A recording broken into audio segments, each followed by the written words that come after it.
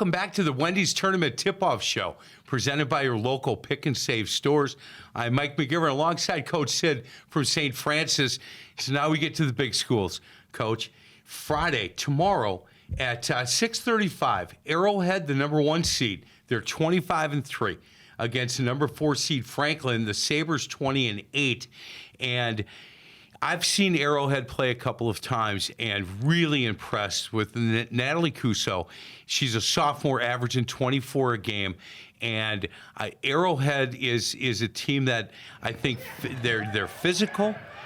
They can handle pressure. They can shoot the ball really well. I've not seen Franklin play this year, but I certainly have seen them play in the past.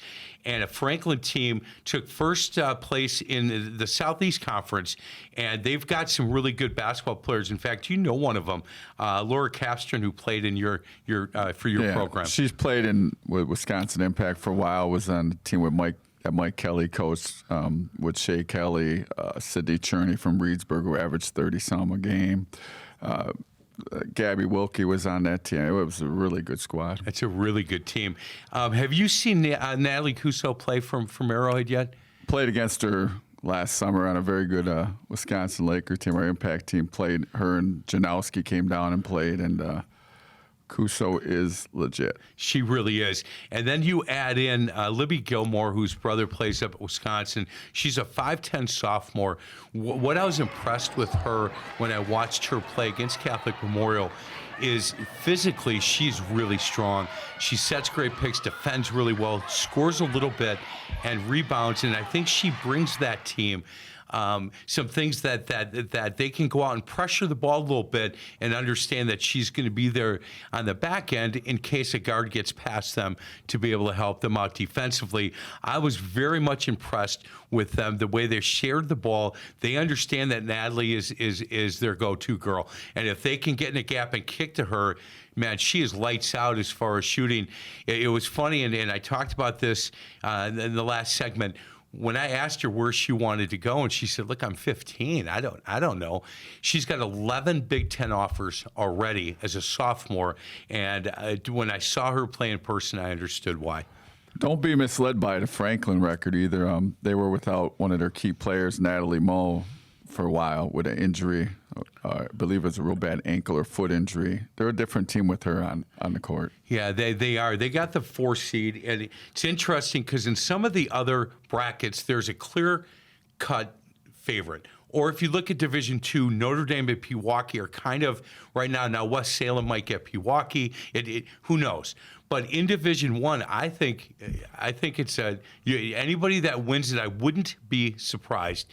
And again, the first game tomorrow night at 6:35. It's number 1 seed Arrowhead against Franklin, followed by Neenah against Hartford. And for me personally, Hartford is the surprise in Division I. Brookfield East was a team that I thought was probably going to get a chance to go back to state, and Hartford beat them up pretty good, I think. I saw Hartford at Thanksgiving. We were in Kettle Moraine Thanksgiving tournament. We had played earlier in the day and went back and watched. You got McKenna Christian, who committed to Minnesota on your squad. You're always going to have a chance. But again, they have 2 really good freshmen they rely on that are the second and third leading scorers. That's it. Don't count them out. You know, I listened to part of the Zoom call that they did with the coaches the other night, and I listened to the Neenah coach, and they talked to him. Obviously, they have Allie Ziebel is averaging 27 a game. She's going to UConn, which, you know, that's a whole different level of a basketball player. And they asked him, look, if Allie has an off game, and if she's not shooting like she normally will, and Andy said, look, we got some other kids. This is not a one-person team, and there are games that she'd have 15, but she's so good at sharing the ball. She's really good at understanding the kind of defense that people are trying to play against her, and she will share the ball, give up the ball. And the other name on that roster that we have talked about is Klesmet. You know, Rowan Klesmet, a sophomore, averaging 15 a game, and her brother is playing up at Wisconsin. And if she's anything like her brother, she's tougher than most and getting most loose balls and can shoot the ball.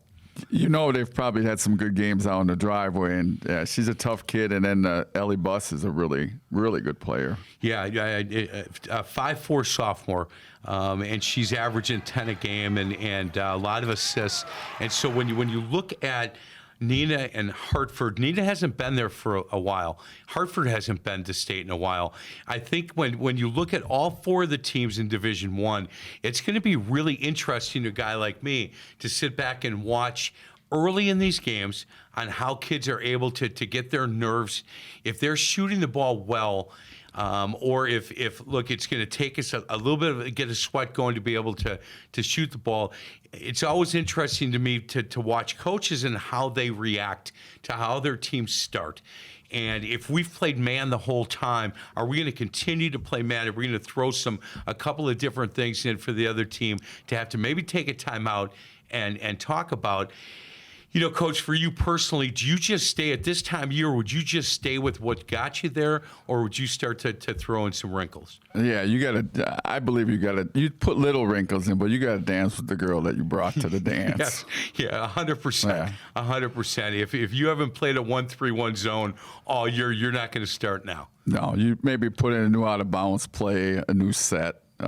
Maybe a new set play and after timeout type thing, but yeah, you're not going to radically change. No, what's interesting in some of the teams that I coached on, you know, near the end of the regular conference, right? Our regular, if we knew we had a chance we're going to win a game, we'd start throwing a couple of different wrinkles in. So teams that we played come playoff time would see that on tape. And even if they had to take 10 minutes away from their practice to be able to either defend something new that we ran or a defense that we knew we were not going to run, but let's throw it in just so the others, a couple of teams down in the road of trying to get to a state would have to spend time on, was something that we did quite a bit. So, you know, yeah, coaches obviously have a major effect, but, you know, they're kind of like the jockeys. It comes down to the horses. Horses will determine who wins the race. It's funny you said that, because when I talked to the head coach at Arrowhead, and we were going to go out and do that game on the Big 920, he pulled me aside when we were out there setting up our equipment, and he said, "Hey, Mike, just pay special attention to Natalie. Not so much her scoring." And he said she doesn't miss a lot of shots because she doesn't take a lot of bad shots. He said, but watch her demeanor, watch the way she defends, watch the way that she makes sure we're in the offense we're supposed to be running. He said, as a sophomore, she's as good as a coach on the floor as anybody I've ever had. And Ron's coached for a while, 14-0 in a really tough Classic 8 conference, and that was big for them. When we did that game, he said, look, we're feeling really good at where we're at, but our first goal was to go undefeated and win this conference. He said, we've already won the conference, but to beat a good Catholic Memorial team and go undefeated in this conference, it hasn't been done in a long time. And that's what our goal is. And they played really hard in their last home game in the regular conference. And I paid special attention to this Natalie, and he's right.